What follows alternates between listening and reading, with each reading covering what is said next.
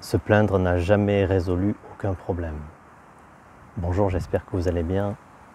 Aujourd'hui, je voudrais aborder ce sujet que je trouve fort intéressant, notre capacité que nous avons souvent à nous plaindre, pourquoi nous nous plaignons et qu'est-ce que ça nous apporte. Allez, c'est parti.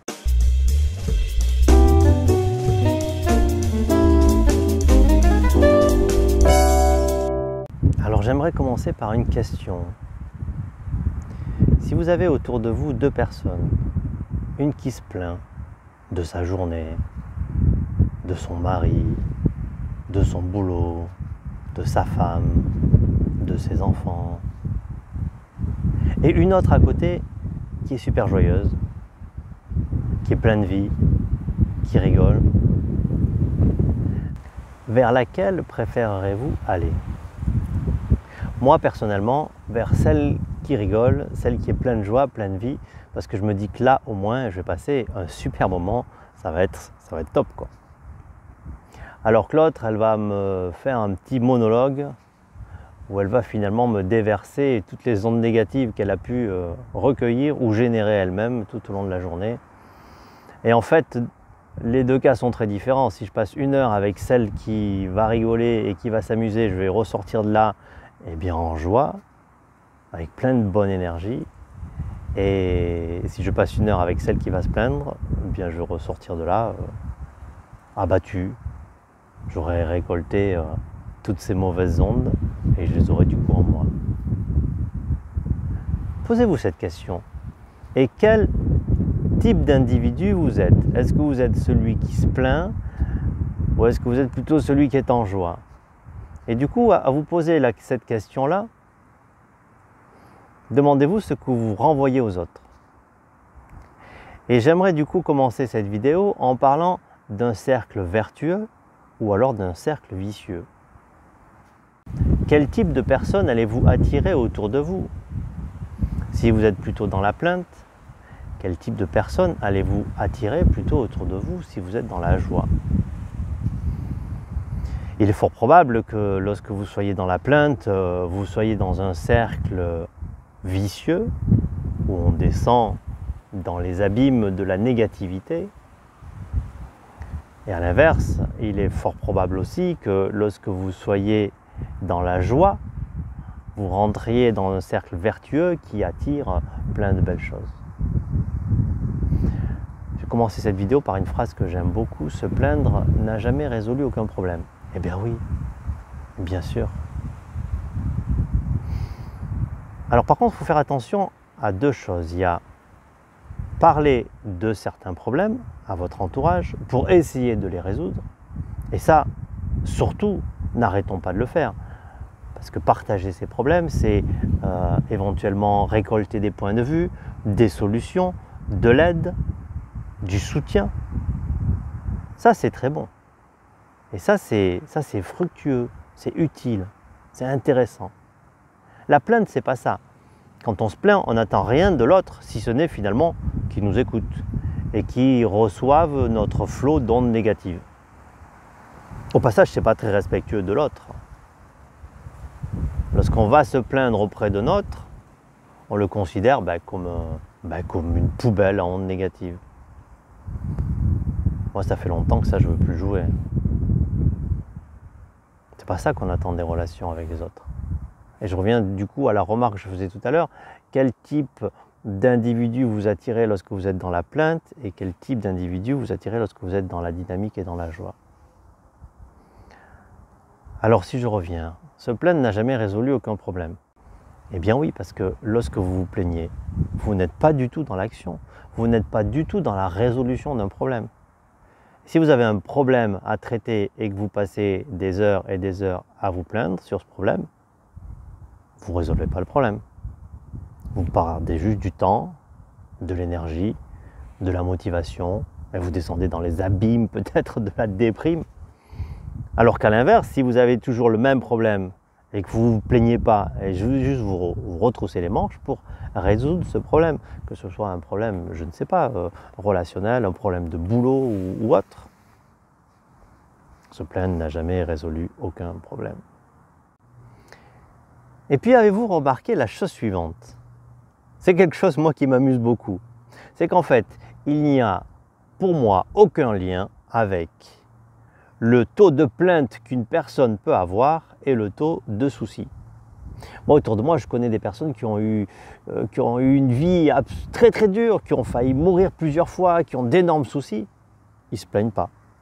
Et à l'inverse, je connais, et sans doute vous aussi, des personnes qui ont finalement tout pour être heureux dans leur vie et qui passent leur journée à se plaindre. Donc, taux d'ennui, taux d'emmerdement n'a rien à voir avec taux de plainte. Alors ensuite, il y a aussi une question de dynamique. Lorsqu'on se plaint, on est en mode passif. On fait rien. Ok ? Et donc, on fait rien. Il y a peu de chances qu'il y ait des belles choses qui apparaissent. Lorsqu'on sort de cette plainte, on a plus de chances à passer dans un mode actif. On va faire des choses.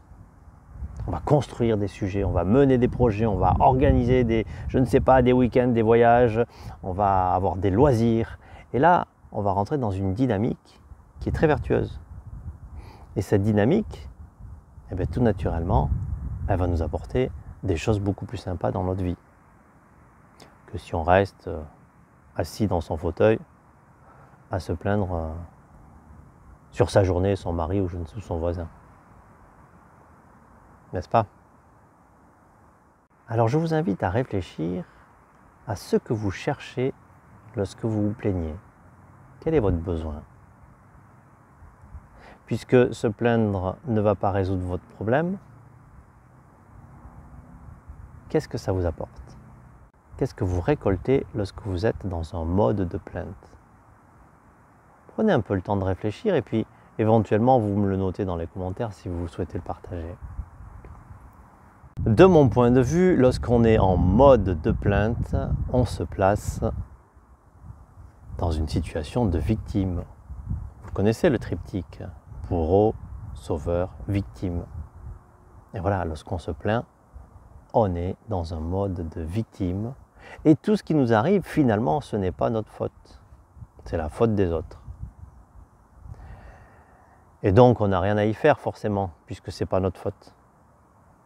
Je trouve en fait que la plainte, c'est un acte de fainéantise et d'irresponsabilité. C'est assez dur ce que je dis, hein, puisque nous sommes dans un mode de victime. Si notre journée a été une journée de merde, si notre relation avec notre mari, c'est une relation misérable, si ainsi de suite, et qu'on se plaint et qu'on est en mode victime, c'est pas notre faute, c'est la faute des autres. Et donc, comme c'est la faute des autres, on n'a rien à faire. Donc la plainte, pour moi, c'est un acte de fainéantise.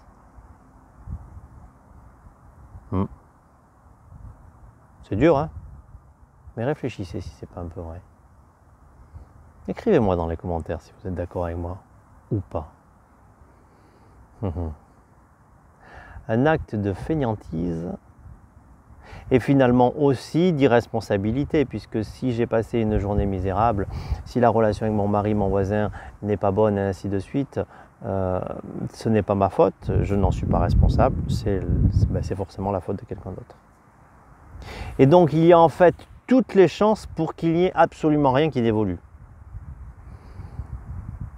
Parce que la meilleure façon de faire évoluer les choses,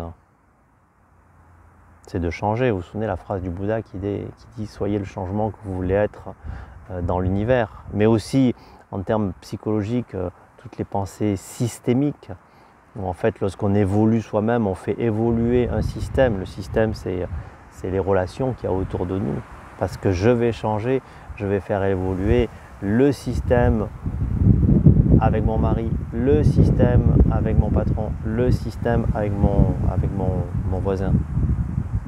Et du coup, parce que je vais changer, tous ces systèmes vont changer. Mais ça, lorsqu'on est dans un mode de plainte, de victimisation, on ne change pas le système. Au contraire, on le conforte. Et on trouve finalement des copains et des copines qui sont aussi des victimes. Et on fait une communauté de victimes feignants qui ne veulent pas bouger et qui espèrent que les autres vont bouger à leur place. Bon. Un peu remuante cette vidéo, mais réfléchissez. Peut-être j'ai complètement tort, peut-être j'ai pas complètement tort, peut-être j'ai pas tort du tout. Si cette vidéo vous a plu, eh bien, abonnez-vous et puis cliquez sur la cloche, comme ça vous aurez les suivantes. Allez, à bientôt. Et puis arrêtez de vous plaindre.